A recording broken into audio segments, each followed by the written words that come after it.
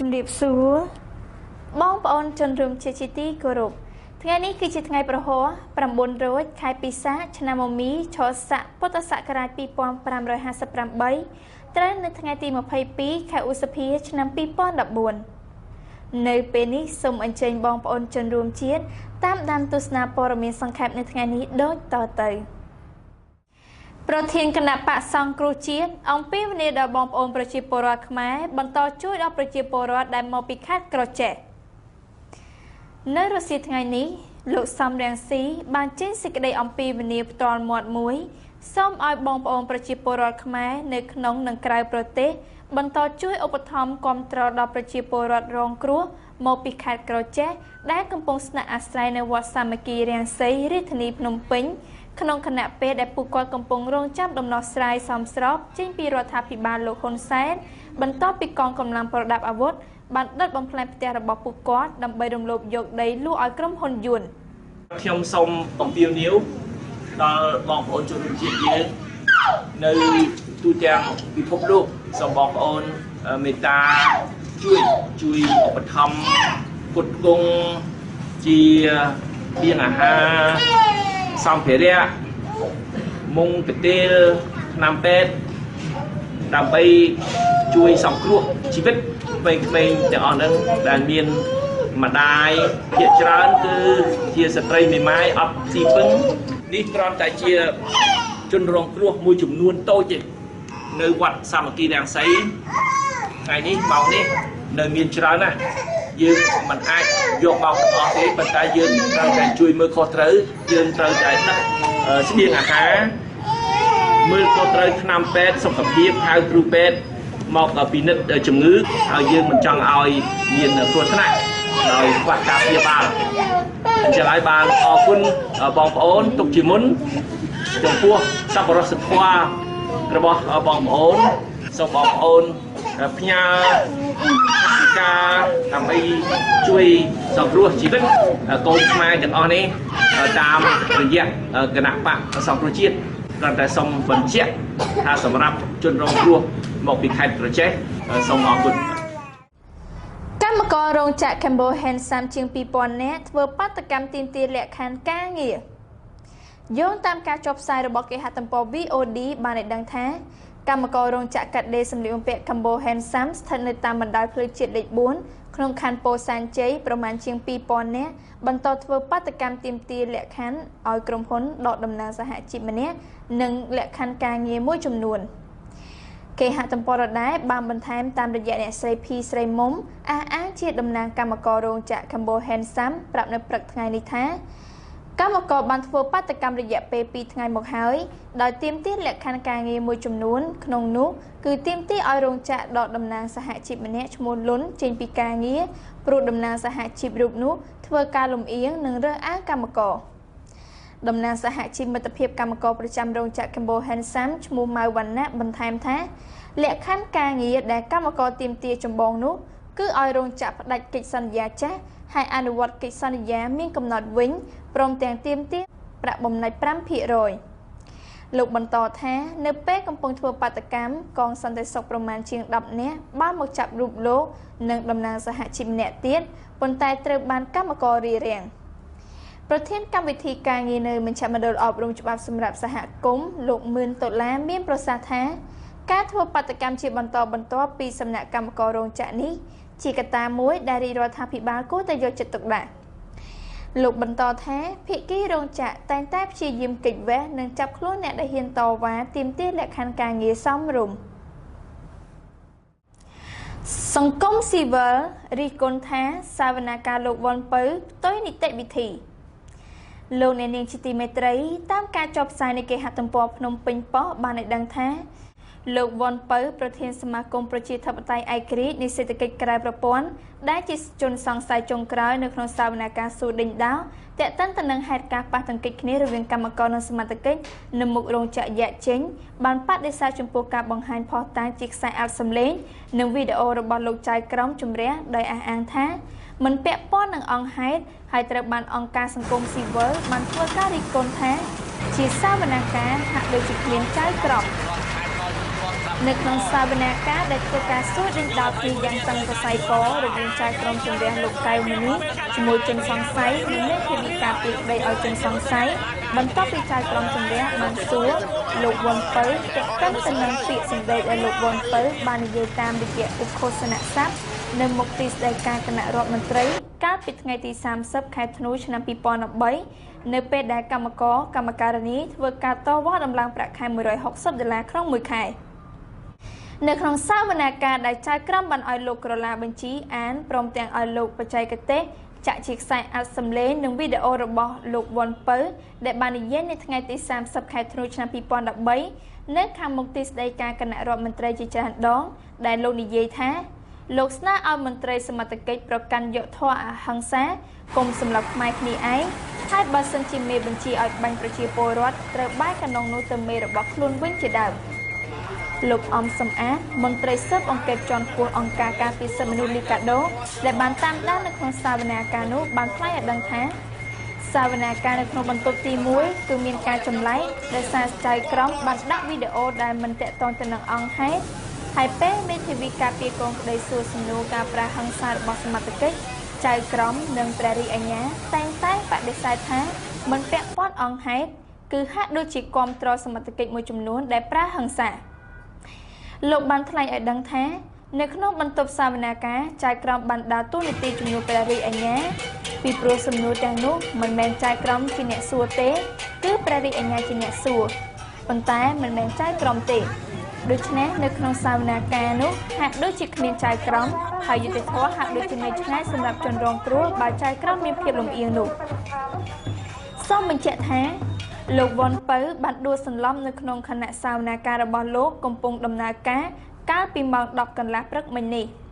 បន្ទាប់ពីដឹងខ្លួនឡើងវិញនៅម៉ោង 2 រសៀលនេះតុលាការបានបន្តសាកសួរលោកវ៉ុនពៅទៀតក្រុមអ្នកតស៊ូមតិទទូចឲ្យសហរដ្ឋអាមេរិកជួយកម្ពុជាផ្នែកដំណាភៀបតាមការចុះផ្សាយរបស់គេហទំព័រ VOA បានឲ្យដឹងថាក្រុមអ្នកតស៊ូមតិក្នុងប្រទេសកម្ពុជាបានទទូចឲ្យសហរដ្ឋអាមេរិកនិងក្រុមហ៊ុនសហរដ្ឋអាមេរិកជួយកម្ពុជាផ្នែកដំណាភៀបនិងអភិបាលកិច្ចល្អចំពោះចំណូលបានមកពីការជីករ៉ែក្នុងប្រទេសកម្ពុជាគេហទំព័រដដែលនេះបានឲ្យដឹងបន្ថែមទៀតថានៅក្នុងកិច្ចពិភាក្សាមួយរៀបចំដោយអង្គការ Oxfam America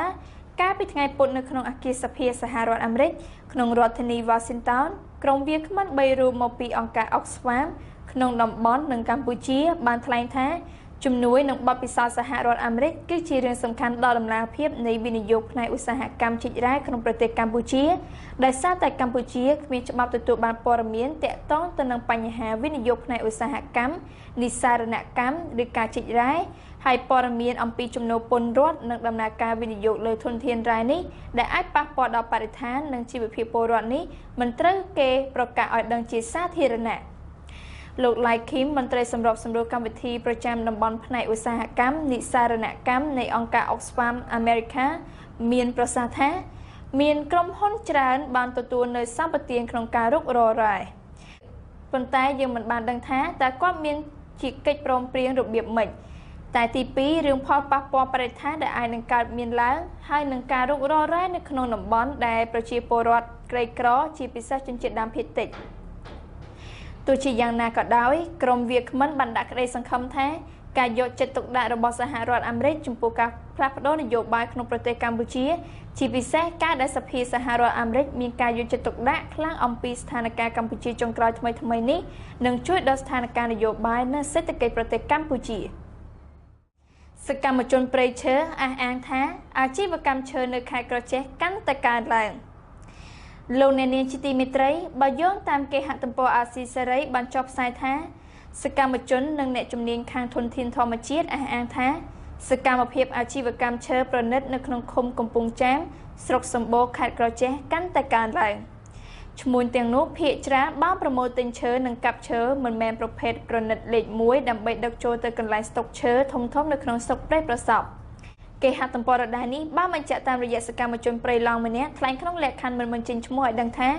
សកម្មភាពធ្វើអាជីវកម្មឈើប្រណិតឈើលេខ2បន្ទាប់ពីប្រភេទឈើប្រណិតលេខ1រួមមានធ្នង់ក្រញូងបេងនាងនួនត្រូវបានគេកាប់អស់ទៅហើយនៅតំបន់ដែលលោកខ្លំមនុស្ស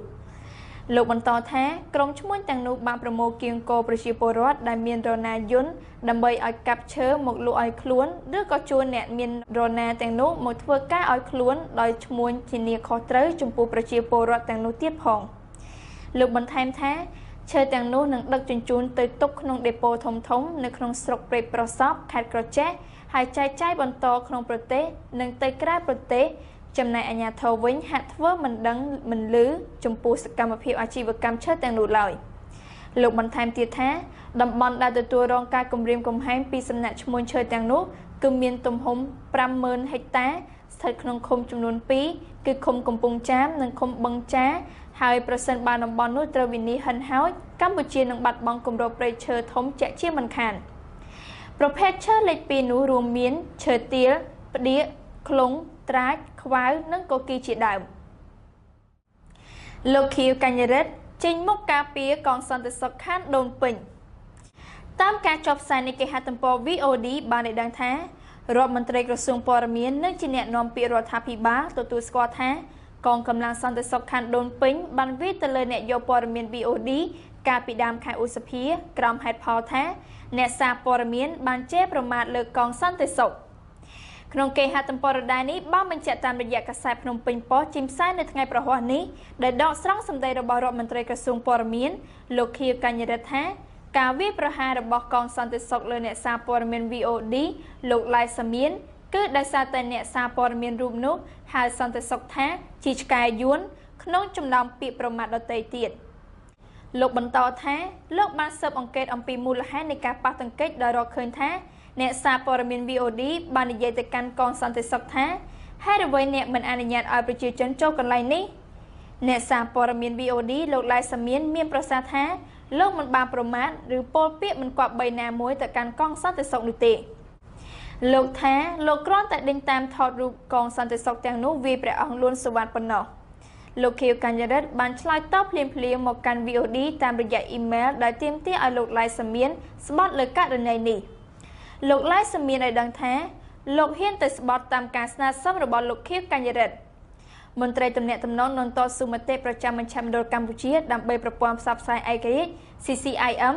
លោកកាំងតុងងីមានប្រសាសន៍ថាការលើកឡើងបែបនេះរបស់រដ្ឋមន្ត្រីក្រសួងព័ត៌មានគឺជាភស្តុតាងមួយដែលបញ្ជាក់ថាកងសន្តិសុខទាំងនោះពិតជាបានវាយលើអ្នកសារព័ត៌មាន VOD លោកបន្តថា CCIM នឹងដាក់ពាក្យបណ្ដឹងទៅតុលាការនៅសប្តាហ៍ក្រោយព្រះតេជគុណលួនសុវត្ថិមានសន្និដ្ឋានថាអ្នកសារព័ត៌មាន VOD លោកឡៃសាមៀនមិនបានពោលពាក្យសម្ដីមិនគប្បីណាមួយឡើយព្រះអង្គបន្តថា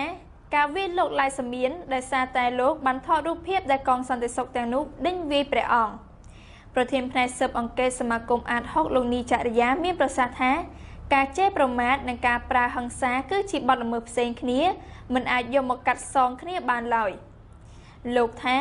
ការលើកឡើងរបស់រដ្ឋមន្ត្រីលោកខៀវកញ្ញរិទ្ធអាចបង្ហាញថាជាការដោះសារដើម្បីគេចវេសពីការទទួលខុសត្រូវរបស់កងសន្តិសុខទាំងនោះប៉ុណ្ណោះពលរដ្ឋនៅជាដែនខេត្តស្វាយរៀងបារម្ភបាត់បង់ដីដោយសារមិនទាន់មានប្លង់កម្មសិទ្ធិតាមការចុះផ្សាយរបស់គេហទំព័រអាស៊ីសេរីបានឲ្យដឹងថាប្រជាពលរដ្ឋនៅស្រុកស្វាយជ្រុំខេត្តស្វាយរៀងសម្ដែងក្តីបារម្ភខ្លាចបាត់បង់ដីស្រែនៅខាងប្រទេសវៀតណាមនៅថ្ងៃខាងមុខដោយសារដីស្រែពួកគាត់តាមជាដែនអាជ្ញាធរពុំទាន់ធ្វើប្លង់ដីឲ្យកាន់កាប់ស្របច្បាប់នៅឡើយ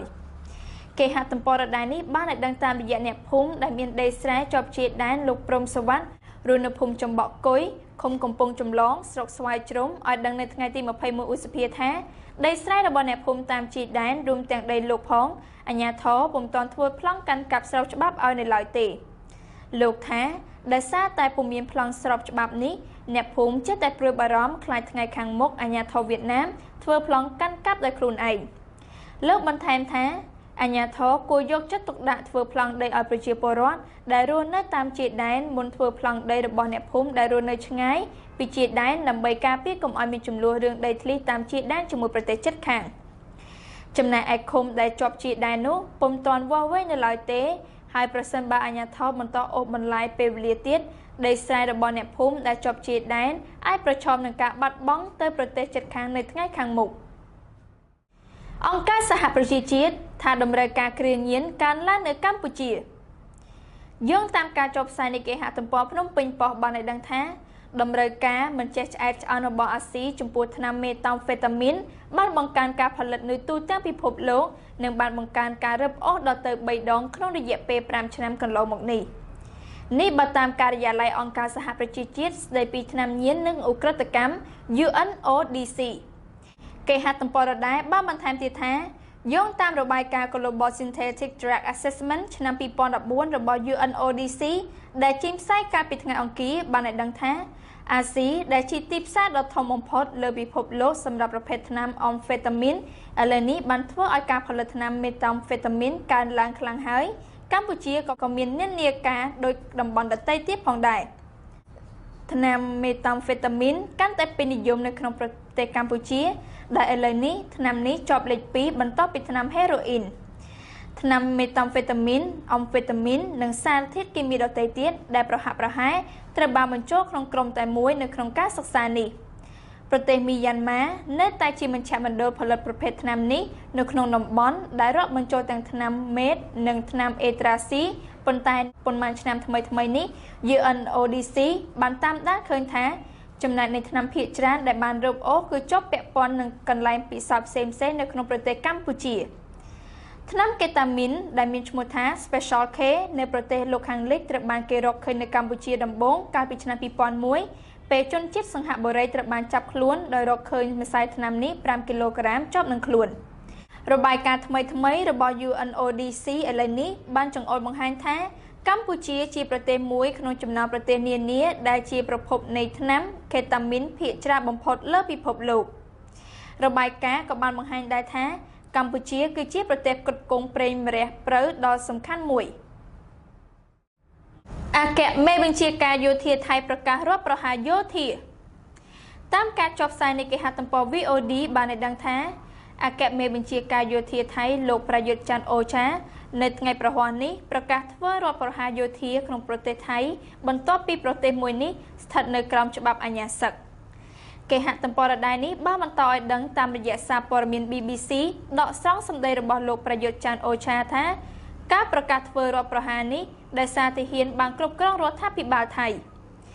នៅក្នុងសេចក្តីថ្លែងការណ៍តាមទូរទស្សន៍លោកប្រយុទ្ធច័ន្ទអូឆាមានប្រសាសន៍ថាទាហាននឹងស្ដារឡើងវិញនៅសណ្ដាប់ធ្នាប់និងបង្កើតកំណែទម្រង់នយោបាយ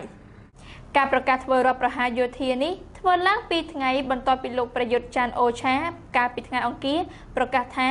ប្រទេសថៃសម្រេចដាក់ឲ្យច្បាប់អាញាសឹកដោយធ្វើឡើងក្នុងគោលបំណងគ្រប់គ្រងសន្តិសុខជាតិនិងសិទ្ធិសេរីភាពនៃការប្រមូលផ្ដុំតវ៉ាផ្សេងៗត្រូវព្យួរមួយរយៈការប្រកាសប្រើច្បាប់អាញាសឹកនេះខាងយោធាមិនបានពិគ្រោះយោបល់ជាមួយរដ្ឋាភិបាលចាំផ្ទះនោះទេការធ្វើរដ្ឋប្រហារនេះធ្វើឡើងបន្ទាប់ពីចលាចលនៅនយោបាយថៃបានអូសបន្លាយជាច្រើនខែចលាចលក្នុងប្រទេសថៃបានចាប់ផ្ដើមនៅក្នុងទីក្រុងបាងកកកាលពីចុងឆ្នាំ2013នៅពេលអតីតនាយករដ្ឋមន្ត្រីថៃលោកស្រីយីឡាបានរំលាយសភាលោកអ្នកនាងជាទីមេត្រីព័ត៌មានសង្ខេបរបស់នាងខ្ញុំនៅពេលនេះបានមកដល់ទីបញ្ចប់ហើយនាងខ្ញុំរ៉ូសម៉ារីយ៉ាសូមថ្លែងអំណរគុណយ៉ាងជ្រាលជ្រៅចំពោះលោកអ្នកនាងដែលបានទស្សនាកម្មវិធីនេះតាំងពីដើមរហូតដល់ទីបញ្ចប់សូមអរគុណសូមគោរពលា